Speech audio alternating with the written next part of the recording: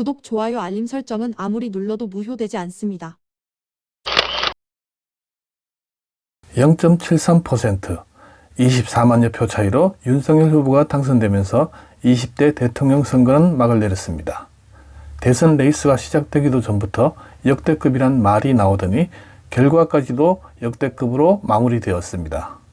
많은 호사가들의 입을 통해 이번 대선에 대한 여러 평가와 기대들이 나타나고 있습니다. 가장 근소한 차이의 결과에 따른 협치나 통합에 대한 이야기도 있고 오만과 무능에 대한 이야기도 있습니다. 바뀐 정권이 맞이할 170석 거대 야당에 대한 우려도 있습니다. 절반씩 갈린 지지층 사이에는 국민청원과 도를 넘은 주장들도 계속 터져나옵니다. 이런 현상 속에서 대선을 통해 우리가 가장 먼저 바로잡아야 할 것은 이념의 종식이라 생각됩니다. 지난해 공식적으로 우리나라는 선진국으로서의 지위를 인정받았습니다. 그러나 나라 안에서는 산업화를 이끈 우파와 독재 권력에 맞선 민주 세력이 여전히 대치하고 있습니다. 세계는 선진국이라 하는데 나라 안 모습은 여전히 후진국 싸움판인 것입니다. 국민과 나라를 선진화로 이끌 패러다임도 정치 세력도 없었습니다. 만들지 못했습니다. 촛불혁명으로 탄생한 문재인 정부는 70%의 높은 지지율로 출범했지만 집권 후반기까지 거의 절반을 까먹었습니다. 여전히 우파 세력에 대한 적대적 공생관계만 유지했지 촛불 이후의 변화, 한 단계 높은 수준으로 진화하지 못했습니다. 그 결과가 이번 대선입니다. 촛불 정신, 노무현 정신은 새롭게 거듭나지 못하는 한 버려야 할 유산이 되어버렸습니다. 탈피해야 합니다. 뼈를 깎는 혁신이 필요한 이유입니다. 아직도 170석을 가지고 있다는 이야기도 합니다. 무례한 말입니다. 불과 0.73% 뒤졌다고 생각하면 오산입니다. 무엇이 절반을 떠나가게 했는지 깊이 반성해야 할 대목입니다. 170석 거대 야당의 힘을 윤석열 정부의 초기 성공에 보태야 합니다. 진영 논리로 맞서지 않아야 합니다. 좌파가 바뀌어야 우파가 바뀝니다. 상생하는 공생관계로 여당의 성공을 위해 노력하는 새로운 야당의 모습을 보여주었으면 합니다. 집권 여당이 된 국민의힘 역시 대선 결과를 경계해야 합니다. 여야는 국정 운영의 가속 페달과 브레이크입니다. 어느 한쪽이 기능을 상실하면 큰 사고가 나고 그 피해는 타고 있는 국민들의 몫입니다. 그래서 이번 대선 과정에서 불거진 수많은 고소고발을 모두 취하해야 합니다. 적폐라는 말 자체가 기억나지 않게 모든 정쟁을 우선 중지했으면 합니다. 우파의 덕목은 관용입니다. 논리로 좌파에 맞서는 것이 아닙니다. 170석 거대 야당에 정확한 명분으로 협조를 획득할 수 있어야 합니다. 이제는 통일로 나가야 하는 시대입니다.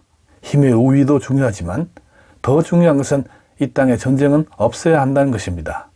미국, 중국, 러시아의 눈치를 보고 일본의 멱살 잡히면 안 됩니다. 이들 모두를 당당하게 대할 명분과 실리를 취할 패러다임이 나와야 합니다. 그래야 무기 없는 한반도, 인류평화의 중심 한반도를 만들 수 있습니다. 이를 위해 먼저 동서로 갈린 지지층을 살펴야 할 것입니다. 갈라진 민심을 대결이 아닌 상생으로 바꿀 여러 제안을 받아보는 것도 좋은 방법일 것입니다.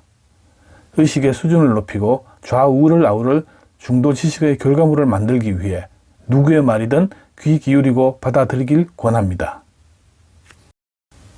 대한민국은 전 세계에서 유일하게 바닥에서 선진국으로 성장한 나라입니다. 단지 경제적 성장만을 인류 사회와 공유하는 것이 아니라 공산과 민주의 양 이데올로기를 슬기롭게 극복하고 국제사회가 지향해야 할 길을 제시할 수 있는 나라입니다.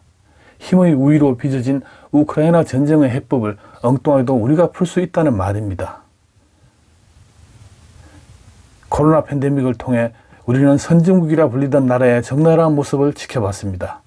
그들 역시 선진국의 선진이라는 의미를 모르고 있습니다.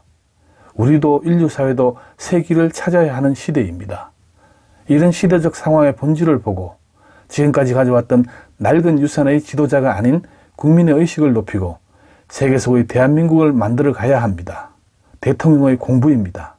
여당이 지녀야 할 태도입니다. 선거 때마다 들어왔던 말 중 하나가 국민의 일꾼이란 말입니다. 대선이든 총선이든 지방선거든 출마자 모두가 하나같이 하는 말입니다. 그러다 보니 선거 때만 되면 천상의 나라에서 살지만 선거 후 맞이하는 현실에 뒤통수를 맞아왔습니다. 일을 하지 않았다는 말입니다. 그들이 진정 일꾼이라면 주인은 국민입니다. 그러나 주인이 없으면 일꾼은 일을 하지 않습니다. 이 땅에 정치인이 없다는 말을 생각해 봅니다. 선거 때만 혹은 술자리에서만 이놈 저놈 죽일 놈 한 것 말고 우리가 주인으로서 정치를 한 적이 없습니다. 당연히 일꾼들이 일을 하지 않습니다. 그러니 정치인이 없는 거지요. 지금만 있었습니다. 국민소원제다 뭐다 제도를 탓하지 않았으면 합니다. 분리수거가 불편하다면 개선안을 구청에다 제시하십시오. 대중교통체계가 불편하면 대안을 찾아야 합니다. 내가 살고 있는 그 지역에서부터 불편하고 부당한 것이 무엇인지, 더 나은 삶의 방향은 무엇인지 찾아보고 연구하고 문제를 제기해야 합니다.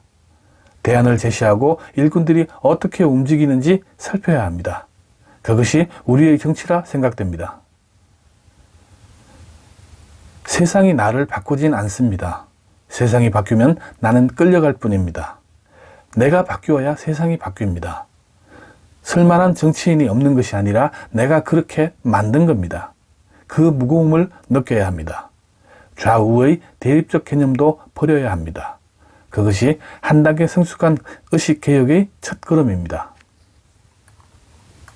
저는 50대이고 80년대 대학을 다녔으며 60년대에 태어난 586 세대입니다. 지금까지 단 한 번도 전두환 정권으로부터 이어온 정치 세력에게 표를 준 적이 없습니다. 촛불혁명으로 탄생한 문재인 정부의 성공을 누구보다 빌어왔던 저는 이번 선거에서는 윤석열 후보에게 표를 던졌습니다. 내가 먼저 바뀌어야 세상을 바꿀 수 있다는 믿음이 첫째요. 70%의 높은 지지를 안고 대한민국을 더 높일 새로운 패러다임으로 바꾸지 못한 민주당에 대한 회초리가 두 번째이며 마지막은 선진국 지위를 공인받은 우리나라가 국제사회의 인정 속에 통일과 항구적 평화지대 구축, 인류의 미래를 설계할 패러다임의 개발을 우파에게 기대했기 때문입니다.